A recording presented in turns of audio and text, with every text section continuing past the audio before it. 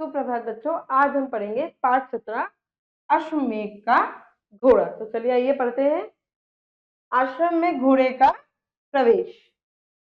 खुश कहते हैं, आ कितना सुंदर घोड़ा भैया लव, इधर आओ देखो तो सही कितना सुंदर घोड़ा हमारे आश्रम में आ गया है, आओ इसे पकड़े। लव कुश आपको पता है कौन है? राम जी के पुत्र हैं। लव कहते हैं, खुश घोड़ों को मत छोड़ो, देखो यह इधर ही आ रहा है। हम पेड़ के पीछे छिप जाते हैं, घोड़ा इधर आएगा तो पकड़ लेंगे। देख रहे हैं? चलिए आगे बढ़ते हैं। खुश कहते हैं, कितना समीप आ गया है, मतलब कितना पास आ गया है।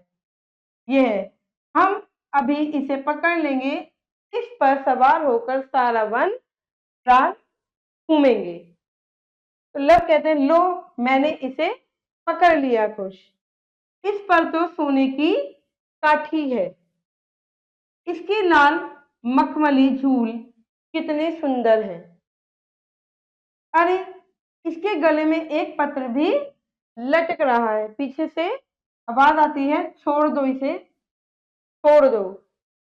यह अश्वमेध का घोड़ा है, ऋषि पुत्रों इस घोड़े को मत पकड़ो। सैनिकों का प्रवेश।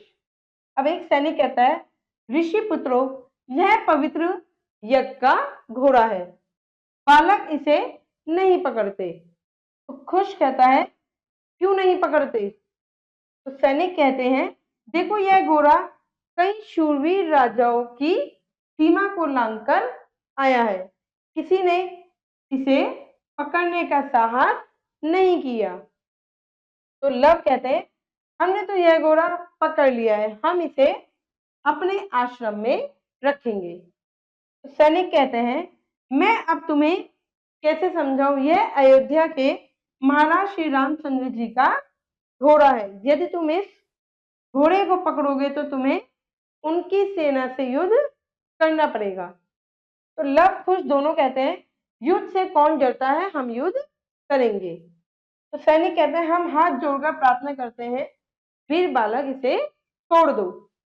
लव कहते हैं, नहीं कभी कभी नहीं।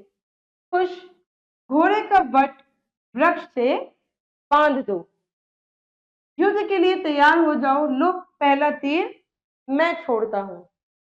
अब धनुष पर तीर चढ़ाकर छोड़ता है, खुश घोड़ा बांधकर आ जाता है। सैनिक कहता है, ऋषि पुत्रों तुमसे युद्ध करना पाप है, आश्रम में युद्ध नहीं होना चाहिए, तुम हमें घोड़ा दे दो, हम लौट जाएंगे।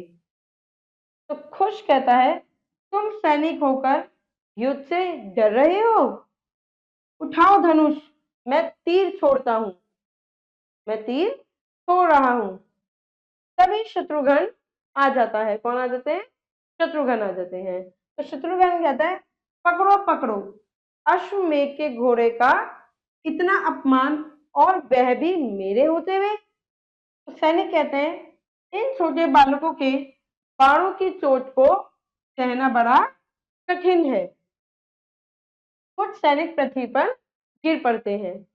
शत्रुघ्न कहते हैं, ऋषि पुत्रों मैं शत्रुघ्न हूं, मेरे बाणों का सामना करो। तो खुश कहते हैं, बाण छोड़ते हुए वह लगा बाण, अब गिरा शत्रुघ्न और वह भागा उसका घोड़ा। लव कहते हैं, अब तो सब भाग गए, चलो माँ को यह घोड़ा दिखाएं। अब भाग जाते हैं, अब वो जाते हैं माता सीता के पास। राम का अन्य सैनिकों के साथ आगमन। राम कहते हैं, मैं अयोध्या का राजा हूं, मैं तुम्हारी वीरता से प्रभावित हूं, बालकों अब घोड़ा छोड़ दो। लव कहते हैं, महाराज आपके चरणों में लव कुश का प्रणाम, हम अभी तक युद्ध में हारे नहीं हैं, अपनी सेना को युद्ध करने की आज्ञा दीजिए महाराज। तो राम कहते हैं, नहीं ऋषि पुत्रों के साथ युद्ध नहीं होगा। तो खुश कहते हैं, तब घोड़ा भी वापस नहीं मिलेगा। अब सीता दौड़ती हुई आती है। सीता कहती है नहीं नहीं लव कुश, नहीं, ये महाराज तुम्हारे पूज्य पिता है, इनसे युद्ध मत करो, मत करना। लव कुश कहते हैं पिता, माँ यह क्या कह रही हो, अयोध्या के राजा श्री रामचंद्र हमारे पिता। देखिए आप देख रहे हैं, ये रहे लव कुश, ये रही सीता, और ये जो घोड़ा उन्होंने पकड़ा। अब राम कहते हैं आश्चर्य से, मैं इन तेजस्वी बालों का पिता। सीता सीता लव कुश भागकर पिता के चरणों में गिर पड़ते हैं। रामचंद्र उन्हें उठाकर गले लगाते हैं। राम कहते हैं इतने शूरवीर और शक्तिशाली बालक मेरे पुत्र, आज मैं धन्य हुआ। लव कुश कहते हैं महाराज हमें क्षमा कीजिए, पिताजी हमें क्षमा कीजिए। जैसे आप चित्र में देख रहे हैं, राम जी से ये युद्ध कर रहे हैं, पर सीता जी आके इन्हें रोक देती। चलिए बच्चों करते हैं अभ्यास। सही उत्तर पर सही का चिन्ह लगाइए। लव कुश कहाँ रह रहे थे, आश्रम में रह रहे थे। यह घोड़ा किसका था, श्री रामचंद्र जी का था। राम कहाँ के राजा थे, अयोध्या के राजा थे, अयोध्या के। लव कुश की वीरता से कौन प्रभावित हुआ, श्री रामचंद्र जी। लव कुश के राम के साथ परिचय किसने कराया, सीता जी ने। चलिए बच्चों आगे बढ़ते हैं, अब करते हैं कई शब्दों से रिक्त स्थान भरिए। चलिए, घोड़े की लाल मखमली फूल कितनी सुंदर है, फूल कितनी क्या है, सुंदर है। हम इस घोड़े को अपने कहां पे रखेंगे, आश्रम में रखेंगे, आश्रम। घोड़े को डैश वृक्ष से बांध दो, वट वृक्ष से बांध दो। यह घोड़ा कई शूरवीर राजाओं की, शूरवीर शूरवीर